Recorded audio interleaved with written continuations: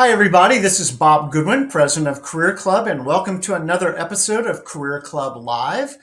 Before we get started with today's interview, I wanted to encourage any job seekers who might be listening to go to career.club. We've got some free resources available for you, including a free weekly coaching call that we do every Thursday at 1 o'clock Eastern. No infomercial, no selling. It's just strictly premier coaching at no cost, and it's forever free. So we really encourage you to do that. And if you know somebody who's in job search, encourage them to attend. For our HR and talent acquisition professionals, we'd encourage you to check out something new that we're working on called Journey Forward, which is a way of taking disposition or rejection letters and actually enhancing the candidate experience and building the employer brand at the same time. Again, you can find that on our website, career.club, under for employers, under candidate experience. So with that, I am really excited to introduce today's guest. I'm always excited about our guests. I'm particularly excited today. This is somebody that I follow in the press. I think she does amazing work, and I'm over the moon that she's agreed to spend some time with us today. So our guest today is Aki Ito with Business Insider. Aki is a chief correspondent with Business Insider, writing on workplace issues. I'm going to read just a little bit about her bio. In 2022, Aki's story about recovering overachievers dialing back at work sparked the national firestorm that, if I remember, over quiet quitting. That story, along with her feature about the end of hustle culture, won the National Press Club's Award for Cultural Criticism and was a finalist for the Gerald Loeb Award in commentary. Aki's journalism has also won awards from organizations like SEBEW, the New York Press Club, San Francisco Press Club, the Webbies, and a number of others. Before joining Business Insider, Aki was a reporter and editor at Bloomberg News for 10 years, covering the tech industry, the Federal Reserve, and the Japanese economy. With that, Aki, welcome. Hey Bob, how's it going? I am doing well. Thanks so much. Yeah, thanks for having me. No, 100%. And I really meant what I said. I follow you quite closely. I think that the kind of investigative and explanatory journalism that you do, is really shedding important light on things. And our topic today is going to be on what turned out to be a 2-article series that you wrote on loyalty. And we're going to unpack that a little bit. But before we do that, as is our want here on the podcast, we'd love just to learn a little bit about you as a human being first. So, where were you born and raised? I was born in Tokyo, and I spent 5 years of my childhood in the States, in suburban New York, and then the rest of the time in Tokyo. Okay, and then where are you now? Where are you based now? I'm in the San Francisco Bay Area. And how long have you been living in the U.S. then? Oh gosh, the last time I moved here to the States was in the beginning of 2012, so it's Oh, been a while now. it has been a while. Yeah, I've now spent more of my life in the States than I have in Japan. There you go. So, and then where did you go to school? I went to college in Vermont, at Middlebury. Oh, nice. How in the heck did you pick that? I don't know. I think because up until high school, I was in Tokyo, and I think I was kind of done with like the big city feel. Hmm. I very much romanticized kind of rural New England. And so I took a look at all the small liberal arts colleges in New England, and then Middlebury has its own ski mountain. Now we're getting closer to the truth. Yeah. Okay. So I think it was mostly because of that. That's cool. That's all good for you. I think college is such a formative time, and Mhm. I think it's really important that young people are where they want to be during college, so that they can be as engaged as they want to be. So I mentioned a little bit about Bloomberg, obviously Business Insider. Do you mind just painting a quick picture of your career arc coming out of college? Sure. So I actually graduated from college in 2009, which was a horrific time to be entering the job market. Yeah. And I managed to get an internship with Bloomberg in Tokyo. And I had a 2 or 3 month internship right after college in Tokyo. And then they hired me on full time as a reporter. So I was a correspondent there for 2.5 years. And then I really wanted to come back to the States. And so I begged and begged and begged until my editors got tired of hearing me beg. And they moved me out to San Francisco. And that was back in 2012.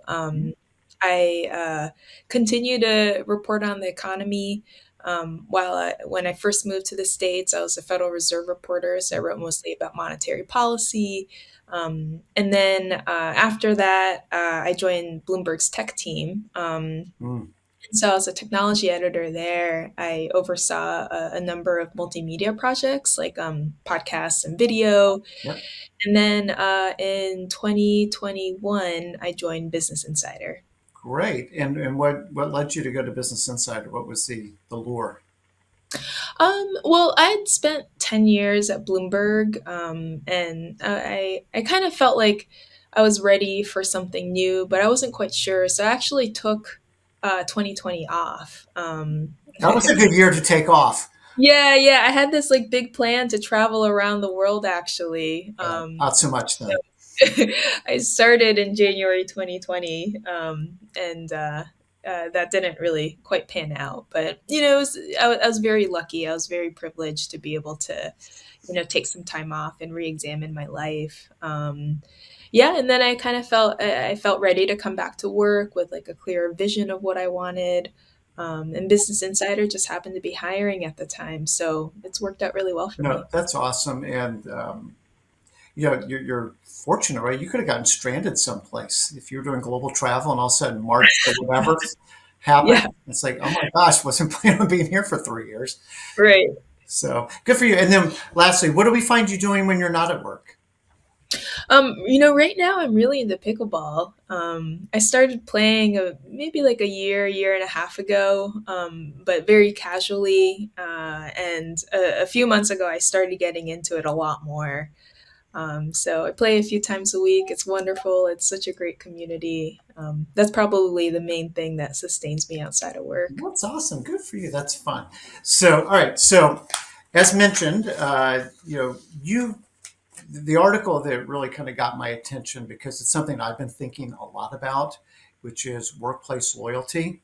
And I've sort of had this thing in my head for a little while on you're kind of thinking of almost more like boyfriend girlfriend and like work I'm just not that into you anymore. Sure. It's like I'm breaking up with work, or maybe work's breaking up with me, I don't know.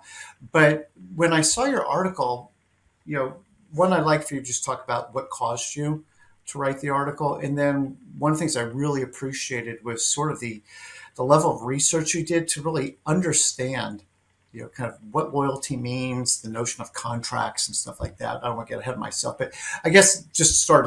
What led you to write the article to begin with? What was the impetus? Sure. So I think it's just a theme that's come up in my reporting over and over and over again. Probably the most recent thing was a feature I wrote about this phenomenon called overemployment, Mm, where people juggle multiple full time jobs in secret. This is kind of like the ultimate act of disloyalty, right, to your mm, employer. If you have a full time white collar job, you're almost certainly prohibited from having another full time job. It's usually spelled out in the employment contract or at least in the employee handbook. yeah. So these people know that they're breaking the rules, but they do it anyway. Um, and there was a section in the story where I talked about that, where I addressed it head on. A lot of people would think that this is the ultimate act of disloyalty, but these employees say employers aren't loyal to us. They lay us Mhm. off at the drop of a hat. They don't give us warning, and so why should we be loyal to them? It used to be the case that you could, if you were loyal to to your one employer, then they would take care of you for life. But we just don't live in that world anymore. And that section, I think, resonated with a lot of people who, you know, aren't overemployed, who don't have multiple full-time jobs either. And so, I thought because this theme has come up over and over and over again in my reporting of all these people, especially young people saying employers aren't loyal to us anymore, so why should we be loyal to them? Yeah. I decided to kind of address it straight on, and like you said, yeah, I dove into the research and tried to figure out, if it was actually even true that it used to pay to be loyal, and kind of how that has changed over time. hmm You know, as you know, at Career Club, we work with typically people in job transition, and often it's through a layoff, or some type of reduction in force that they are kind of involuntarily put into the job market. And very much what you're saying, which I don't think will come as a giant surprise to anybody listening, but just that I got caught flat-footed, I was blindsided, like didn't see this happening, and what did I do wrong? It's like you didn't do anything wrong. You just got caught up in what's essentially a financial decision, and the company took a decision.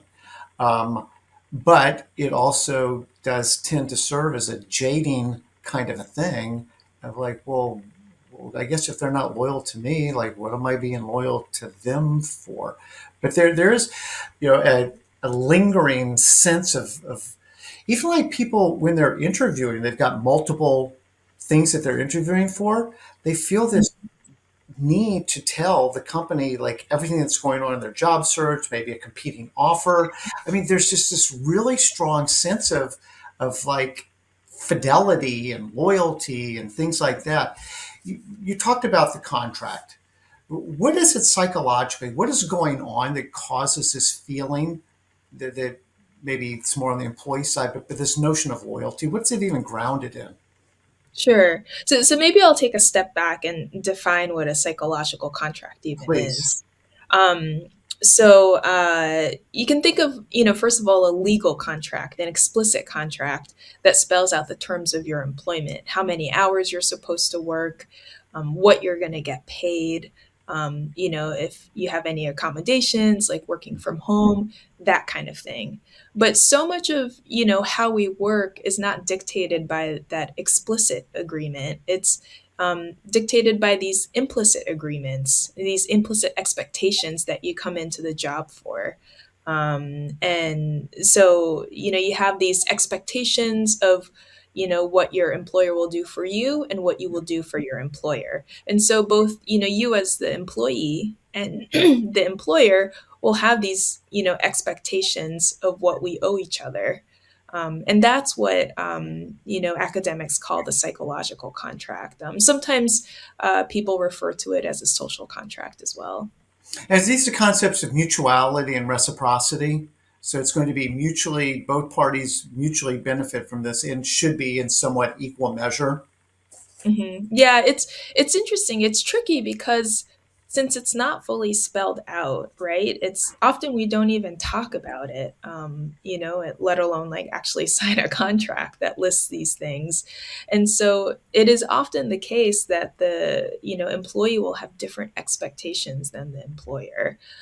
So that's kind of the mutuality aspect of it. You have to both kind of be in like rough agreement of what even those expectations are. And the reciprocity portion of it is, like you said, they have to be of roughly equal measure. You kind of have to feel like you're giving as much as you're taking in. Correct. And so, is any notion of this? Because I've been on the phone here recently with companies based in Europe, and labor laws are different in Europe, and whether it's termination notice, termination benefits, even the ability to terminate people, it's very different than in the U.S. Um, is any of the work here, even the psychological contract, kind of uniquely American or not necessarily? Well, it's certainly culturally situated. So, the kind of expectations that American workers have or that American employers have are very different from, the expectations that employers in Europe would have or workers in Europe would have.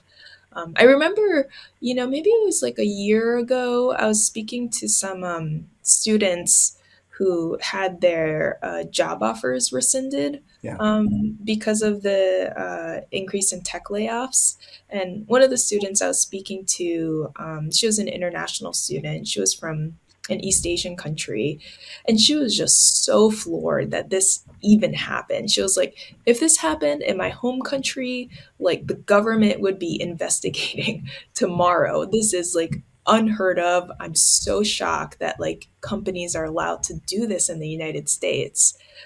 So that goes to show, how different expectations are. Of course, like plenty of, American students were shocked with the rescinded offers as well, but, they weren't as shocked as this, international student I And spoke to. that's what I'm saying. I mean, the cultural context is even more pronounced here because, you know, um, generally speaking, the U.S. is an employment at will, kind of legal construct, and so the company like doesn't need to give you a reason. They're that's basically saying there is no contract here. You're employed at our good pleasure until we decide you're not. Mhm. And yet again, traditionally, it seems like employees have an expectation of themselves to be very loyal, to not do anything that would seem like it's going against their commitment to the company. Sure. And so, you know, I know that there's a little bit of historical context that you've got, and we don't need to spend more time, but just to kind of again, we're still laying the groundwork a little bit. What were some of the major things that basically started to disintegrate the social contract or the psychological contract in the Mhm. US? Yeah. Yeah, I want to address that in a second, but to kind of go back to your previous point, it's not just about the law. It's also about kind of the social norms that companies are expected to operate within. Hmm. So there's nothing that says like companies have to like lay people off, right? There's, this whole idea of like maximizing shareholder value. There's no law that actually says that. That's just kind of this like norm that's That's a fair point. really solidified itself in American business culture since, let's say like around the 80s. But so it's not just about like the letter of the law. It's also about the norms that end up, governing the behavior of Yeah. companies and of workers as well. And that's probably kind of like a good way to talk about how things have changed because, back in like the 50s and the 60s, even though the laws were pretty similar, American companies didn't treat employees this way, especially if you were in the white collar workforce. Yeah. If you were a white collar professional, it was kind of unheard of to be laid off. Like you had to do something really, really, really wrong in order for your employer to fire you. That began to change in the late 70s, certainly in the 80s, as companies, started to operate differently. It's really kind of grounded in like the Milton Friedman doctrine of maximizing shareholder value at the expense of pretty much everything else, including a company's responsibility to its employees. Um, and when you start trying to maximize shareholder value at the expense of everything else, right, you don't want to pay out as much in benefits to employees. You want to fire employees as soon as they're no longer useful to you. Instead of training employees in house, you just want to hire somebody out on the market who already has those skills. So companies became a lot more cutthroat, and that ended up resulting in companies being less loyal to their employees. But I think the interesting thing is, like you said, like in our culture, we in society, even though we've been in this like cutthroat economy for several decades now, there's still this like expectation of loyalty, right? Like we're still stuck in like the culture that we had in the 50s and the 60s when it did really pay to be loyal. So we were happy to be loyal. But it doesn't pay to be loyal anymore, but we still feel like we need to be loyal because we were raised that way. We were That's right. told by our parents and our grandparents, like, stick to one employer, be loyal to your employer, and your employer will take care of you. Well, and that's one of the points I think you make really well in your article. The first article is a major benefit that companies were offering people was security. Mhm. right? Whether that was employment security, pensions, but just like we're not going anywhere. So if you show up and you do a good job, we will reward you with, this lifetime employment. Even though it wasn't explicit, it was fairly well implied. And like you said, you had to do something pretty egregious, Right. to fall out of favor with that understanding. Right. And yet, and I think one of the other points that you make is going back to the time period when things started changing was globalization, right? And companies, moving factories from, the US to Asia or Mexico or India, wherever they went to. It's like, whoa, wait a minute. Like you just uprooted this town. You just uprooted everything that we were kind of counting on. Mhm. And I think too, and this isn't in your article, I don't think per se, but it also, I think, speaks to the kind of revitalization of labor unions, Right. right? Because labor unions kind of fell out of favor for a while. Mhm. And now, in the environment that we're in and sort of a new realization of the cultural norms, as you're saying, and kind of business norms, it's like, well, maybe we do need somebody who's kind of fighting for us because individually we're not winning the fight very well. So Right. maybe Right. we need somebody that's got some clout, and maybe, collectively we've got a chance to protect ourselves a bit more than not having any support. Does that factor into, did that come out in your research at all with labor unions or any kind of collective bargaining? Yeah, absolutely. I mean, I don't think it's played a huge role in the States just because, white collar professionals were never unionized, even back in the 50s and the 60s. Mhm. But if you look at cases like Europe, where almost everybody is unionized, unions are a huge reason why workers have so much control over, so much power over like the decisions that their companies make. They in countries like Germany, they have these like really powerful workers' councils where companies basically can't do anything without these councils' approval. So that's on top of kind of the standard labor laws, these collective bargaining units are play a huge role in ensuring that kind of job security for workers. Yeah. So if our understanding then is that, hey, the game has changed, and the reality is, this mutuality is different than it used to be. Um, What are what are some of the implications for companies that, okay, you're having your way with maximizing shareholder value, and you've got the law behind you, so there's sort of those two things. Is this coming at a cost to employers?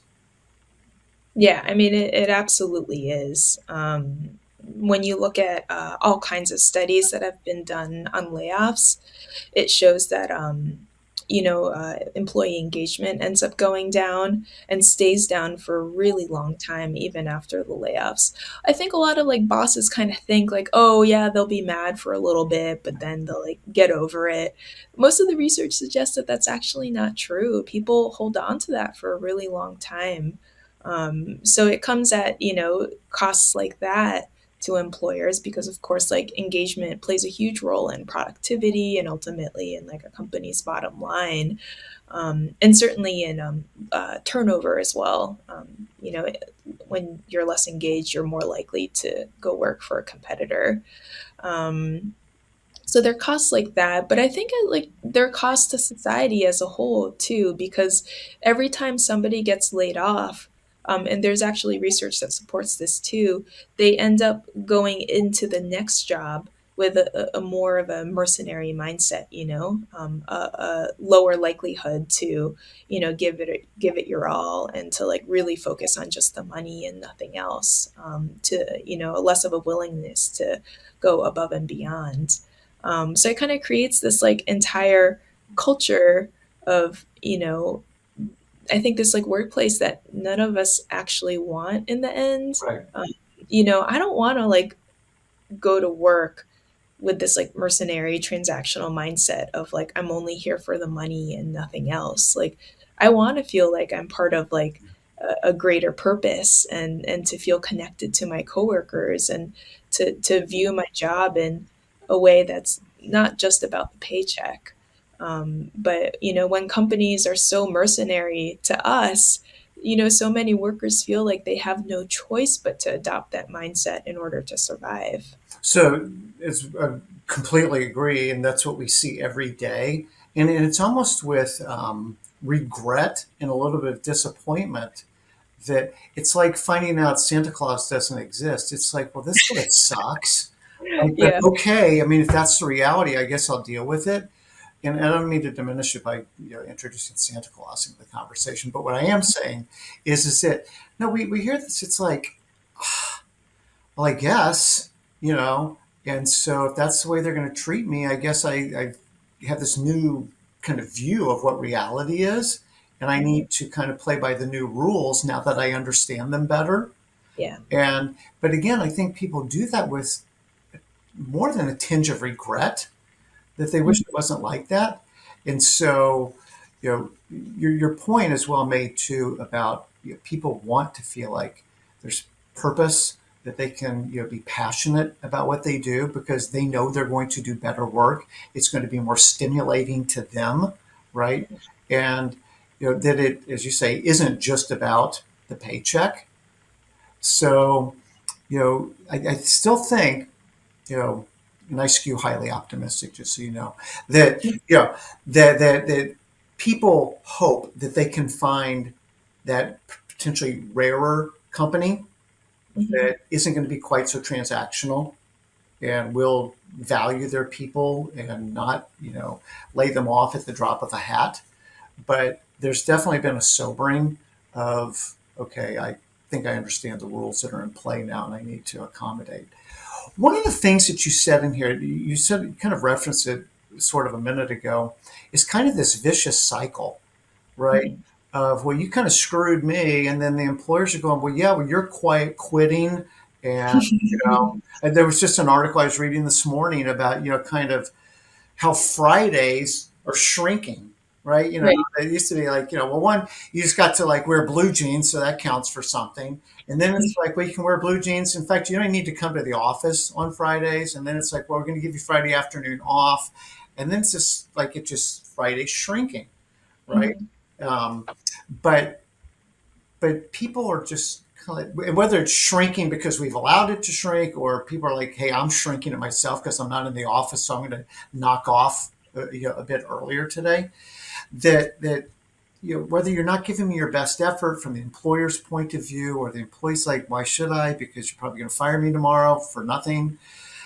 How does that vicious cycle get broken? I spoke to a few different organizational psychologists about this, and they say it is possible for employers to break the cycle. It's probably a little harder from like the employee side to break the cycle, right? Because you can't really control like what your employer is going to do to you. But certainly employers have the power to break the cycle, and it really starts with demonstrating that you're not like all the other employers. I think by showing that you see your employees as you see your employees as humans, as people, and not as line items on a budget. One professor I spoke to talked about uh, treating your employees, your ex-employees, kind of like alumni. Yes. So this is something that management consultancies have done for a really long time. Yes. They have the up or out culture. Yeah. So like, most of their employees end up not working for them after a few years. They hire like, huge classes of people straight out of college or out of business school, and then they stay there only for like a few years, and then they end up going somewhere else. Right. But a lot of those people who they end up not promoting and kind of firing as a result, end up becoming their new clients, for example. Yep.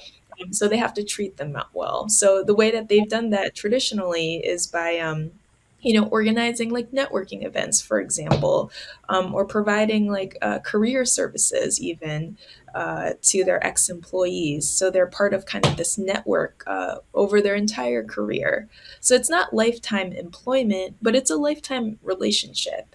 And and I feel like that's like a little bit more honest, a more honest way of treating employees, because it's kind of like you're not pretending that there's this like lifetime Yes. employment, right?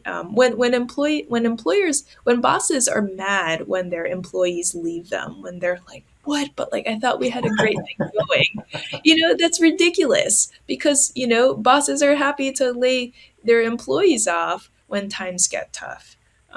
So it's very one sided in that way. But I feel like these things like alumni groups are more intellectually honest in that way. They're saying like we're not gonna keep you on forever. Like we can't promise you lifetime employment, but we'll do our best to treat you as like decent human beings for your entire career, not just for the time that you work for us. Yeah.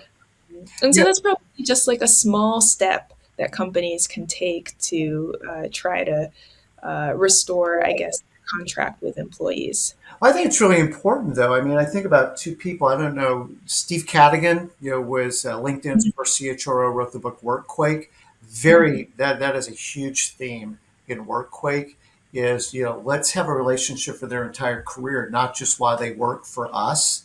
For all the reasons that you said, I mean, it's very likely they're going to be a client, a supplier somewhere in our ecosystem, and we want them to say good things about us. Or if somebody says, "Hey, Aki, I see you used to work at Bloomberg. Is that a good company? Because I'm thinking about applying for a role." And you go, "They're awesome." Yeah. Or, I don't know. Well, that matters to Bloomberg if their Right. alumni are saying, "No, that's a crap company." That's the whole purpose of Glassdoor, right? It's like, "Hey, should I actually work here or not?" So, I mean, there's so many reasons that, it's in a company's best interest to do this. Like you said, management consulting firms, I know accounting firms, the big accounting firms are very much into their alumni network. I'm in Cincinnati, as you know. Procter and Gamble has a very huge alumni network, Mhm. and or Wall Street. I'm ex Goldman, I'm ex wherever, right? They really encourage that because they know they're likely to encounter these people later on, and they want to have built, a good relationship with them, even though they're not going to be married forever. Right. That's okay. Like we still want to be able to attract the best talent, nurture them while they're with us, and then if for whatever reason there's a separation, well, but I don't feel terrible about this. I'm not going to be negative on the company forever. And the Right. company, like you say, is doing things that are tangible, rather than just sort of, nice words, but actually things that would be helpful to the person. Dory Clark talks about the long game, and that's a really good example. Some companies don't understand this, and it's just all about right now, what's the next thing that I need or want. And I think they do it, kind of at their own peril, that they're not taking this longer view. Sure. But when you're a publicly traded company and you're kind of under pressure to squeeze out every penny of profit in that, specific quarter, that really creates like a culture of neglecting long-term value. And it's really sad to see that, because like you say, there's so much value to be had, to be added Yeah. in the long term. But companies have to be patient to see those benefits over time. But you'd like to think, right? And you're right. I mean, I'm not going to be Pollyannish and like, oh, but I mean, the CEO is in charge of strategy, and strategy by its definition is longer term. Mhm. And, I think one of the other interesting points that you identified in like, why would I want to do this? I think there was a company that had like a 25% boomerang rate. So people coming back to work for the company after they had left, which is really a testament to, hey, like I have no hard feelings. That was not a bad company. Like the season changed, and but things changed again, and I still have a positive impression of the company. And now there's a reason for me to be there again. I do think it speaks though to our whole topic, which is the changing nature of work And that it actually, whether it's a 1099 or a W-2, it's just going to feel more gig oriented. Did Yeah. you find that, Aki? Yeah, absolutely. I think it's Reid Hoffman who Yeah. once wrote that companies should see their employees as kind of like completing tours of duty, Yes. right? It's no longer like you stay at this one company for like, 10 years or 20 years or 30 years. Hmm. It's really like, employees will stay only for a few years. They'll, add a particular skill set and they'll go on to something new. And that's just the way that our careers work now. Yeah. I think, as our tenures at each company get shorter and shorter, it's almost by definition going to seem more like we're taking on going from like gig to gig, from project to project. Yes. And I think the remote work thing adds to that too. I wrote a separate story maybe about a year ago about how the shift to work from home is encouraging companies to kind of like distance themselves from their workers now, hiring more independent contractors, more part timers, compared to before. And I guess, like, as a result, like hiring fewer full time employees because they're like, if we can hire, being remote does feel like a more transactional relationship at the end from the employer's perspective. So they're like, we might as well, lower our costs by hiring employees in this lower cost way. So I think that adds to kind of like the gigification of white collar work. New word for me, gigification. I'm going to start using that. I like that. Um, I mentioned at the beginning that you actually wrote two articles on this topic. Mhm. You had your original article that I fell in love with, and then a few weeks later, you had a follow-on article. Can you tell folks why that was and what it was about? Sure, sure. So, I heard from so many people after my first story ran, probably more people than, I've ever heard from in any story I've written in my career. I think it really hit a nerve. Lots of people who are like, you put your finger on exactly what I've been feeling but couldn't articulate. But there was a subsection of those readers who, told me that I got something, wrong in the story. And it was the section I had at the beginning where I was, setting up like the split between the bosses and the workers. The bosses who say, why aren't people loyal to us anymore? And the employees who are saying, well, you aren't loyal to me, so why should I be loyal to you? I put kind of like older workers, so like boomers and Gen X in like the bosses group. And I put younger workers, so millennials and Gen Z, into the workers group. And I heard from especially a lot of Gen Xers who are like, don't put us in the pro loyalty group. That's totally wrong. Like, we're more disengaged than like anybody else. Like, we've watched this like disintegration of, loyalty over the course of our entire careers. Um, so this is more personal to us than it is to somebody who, just entered the workforce. They don't know any better, but we do. And I thought about it, and as I was, talking to these readers who wrote into me, I came to see that they were actually right, that this isn't necessarily an age thing. And if anything, the older workers, feel this, more poignantly than perhaps us younger workers who have only seen it this way our entire careers. Yeah, so it was a very instructive moment for me, because like you don't really hear like Gen Xers or Boomers like complaining about like the state of the workplace the way that Gen Zers are, on TikTok. Perhaps Hmm. these older workers aren't on TikTok at all, but I guess I kind of like assumed from that like they weren't unhappy, and it turns out they are extremely unhappy with the state of things. They're just not as vocal about it. Well, so again, what I really appreciate about you is sort of the intellectual and journalistic honesty to go, hey, I thought this, I wasn't right about that. And you actually wrote the follow on article. And, just to make sure I'm following them and the listeners follow, for boomers and Gen X, it's like this hurts more because I Mhm. really did come into this with the expectation that loyalty mattered Right. And then I got slammed pretty hard that said, oops, sorry, nope, you know, versus a millennial or Gen Z. It's like, I didn't really expect that to begin with. So it hurts a little less. It still sucks, but it hurts a little less. Mhm. Am I getting that right? Yeah, I think so. I mean, I think it still hurts for the younger workers too, because they still have this expectation that they're going to be taken care of as well. But for them, it's like a little bit more of like the kind of this like nebulous cultural expectation. Whereas I think for the older workers, they actually saw that play out, saw how like loyalty benefited them at the beginning of their careers Yeah. versus now it doesn't anymore. So they have like a little bit more of kind of like a real world, you know, experience, like example of loyalty actually working back from when they were younger. Yeah. So I just think this topic is fascinating. Like we said, the shelf life on this is a long time because it took a while to get here. It's going to take a while for Mhm. things to change. Some of the things that you highlighted as well are things like, well, instead of laying people off, why don't we at least start with a voluntary buyout?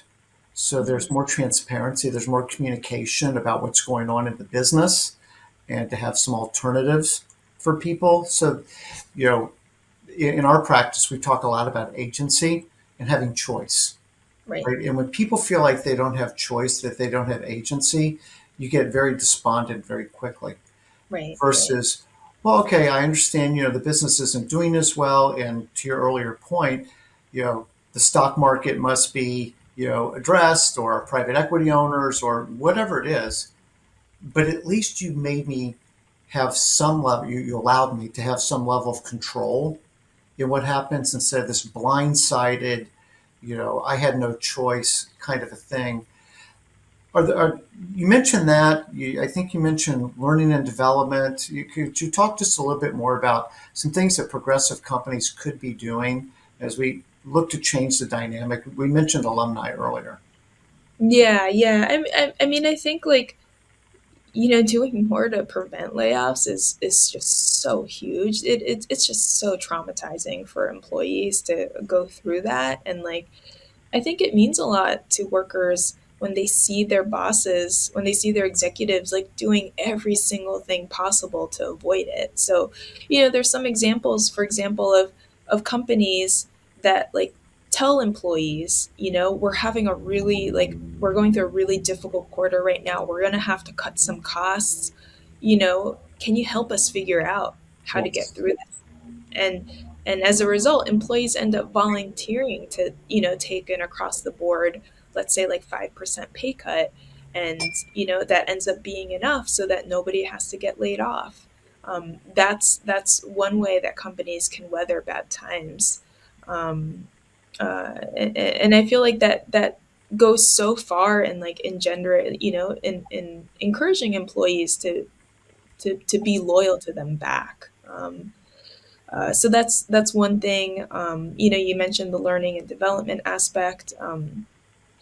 Doing more to like promote employees from within Yeah. to help them take on, to help them learn more real skills on the job, taking like more chances on them instead of like, going to like the most experienced person on the outside market. I think that goes a long way too for employees to be like, oh, this is a company that really like wants to help me grow, because that professional growth is like such a huge priority for employees.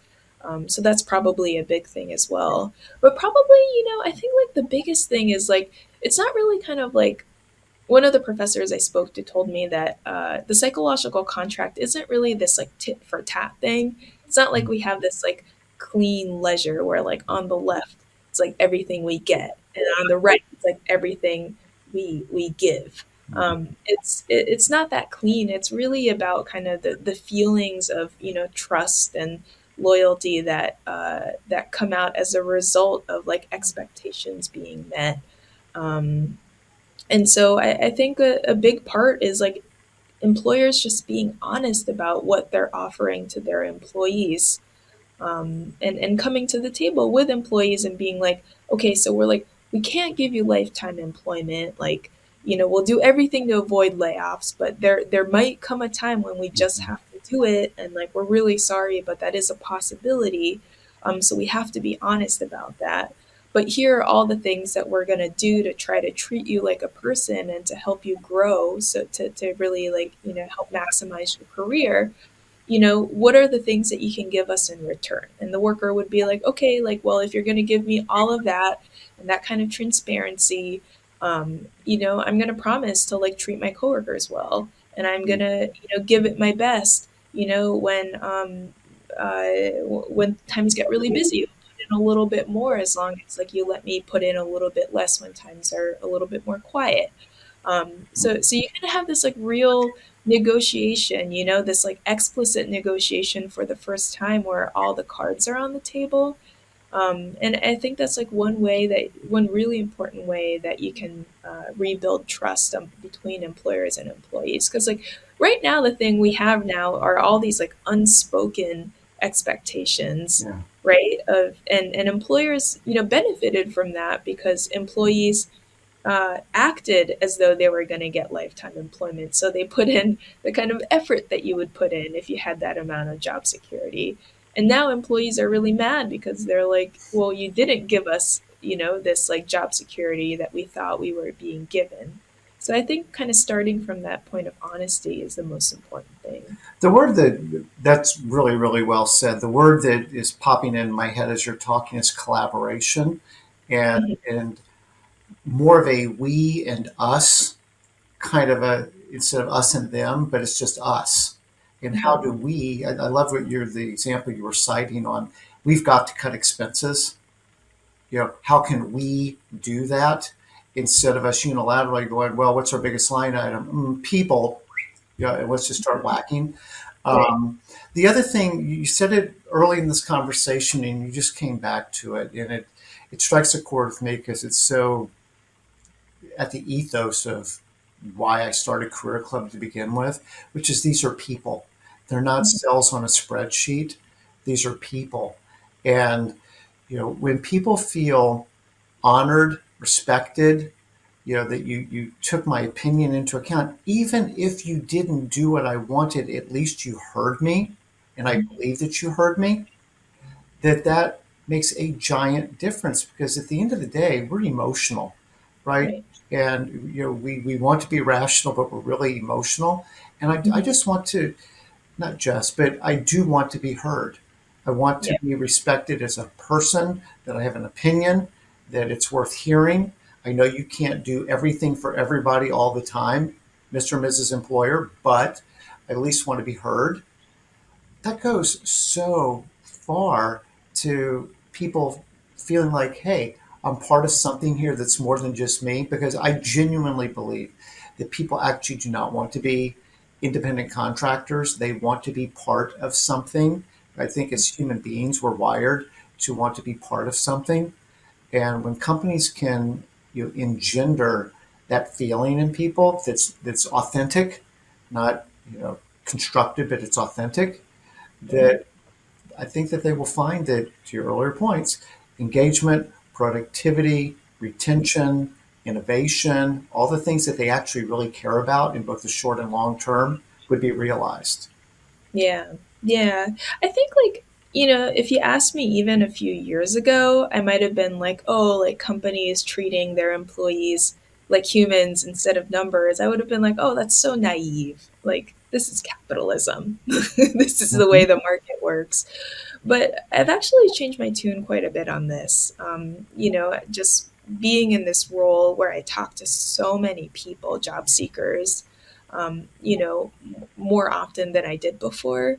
And I think that's right. I think, we have this like fundamental human need to belong and to, sacrifice, I think, for greater good. And work is one of the, main structures we have to allow people to do that. And when you do have that, you get these like amazing things as a result. Companies accomplish incredible things. But you just can't have that when you treat your people like garbage. And you can, hide behind like this thing of like, oh, this is capitalism, this is the way the market works, like we're maximizing shareholder value. But that's not really the world I want to live in, and I suspect that that's not the world that most people want to live in either. Even the bosses, even the executives who are making these decisions. Yeah. So it's funny, Aki, as you were saying that, I'm like, yep, me too. Like if you talk to a 10-year ago version of Bob, I would Mm, be pretty capitalistic about everything. And what changes is when you hear people's stories. yeah. You've got good people who are trying to do the best they can and are not, they feel like they're being penalized for that. And I think too, and back on the generational stuff, is that Gen Z is demanding better. They are. They're just Mhm. straight up demanding better. And Yeah. if nothing else, they'll just wait you out. So, like, so fine, if you still don't get it, I'm going to be here after you're here. So I'll go create the world that I want to be in because it Mhm. doesn't look like that. Um, so it's interesting. Is there anything else before we put a bow on this, Aki, that you would want to share with respect to the article, your findings, or anything you'd want listeners to take away? Hmm. No, I think we covered pretty much all of it. This kind of this idea of like a more human workplace, and specifically like this idea of like meaning in work is, one of my like long-term themes. And it's something I'm going to be reporting out a lot more over the next few years, I think. So, yeah, if any of your listeners or viewers have thoughts about that, I would love to hear from them. Awesome. And speaking of that, what is the best way for people to follow you or be in touch with you? Probably the best way is to follow me on LinkedIn. That's where I post all of my stories. Or, if they want to kind of make like a personal comment to me, they can email me. I'm at aito at businessinsider.com. I read every single email that comes in, even though sometimes I'm better than other times about responding, but I read every single email that comes in. And as a random podcast host, I can attest to she does read all of her emails and even responds sometimes. So, Aki, this has been amazing. Thank you very much. Thank you, Bob. You've educated me. I think in some ways, you, as your other people have told you, you were able to articulate something I think that people feel and that they're not crazy and like this is what's really going on. So I appreciate everything that you're doing. To our listeners and viewers, please, please, please follow Aki on LinkedIn. She does post all of her articles. If you just click the little bell next to her, then you'll automatically get a notification on LinkedIn whenever she's published something. I'm a subscriber to Business Insider. No consideration in any of this. I just, really like the work that they do and would encourage you to subscribe as well. But Aki, thank you so much. This has been amazing. Oh, thank you, Bob. I really appreciate it. This No was fun. worries. Thank So thank you again for watching and listening. Of course, as everybody says, ratings and reviews really do help. So whatever podcast platform you're catching this on, if you're watching this on YouTube, subscribing, reviewing, rating all helps. But with that, we just appreciate everyone investing a few minutes of your day with us today. And Aki, thank you again. Thank you so much. Cheers. I know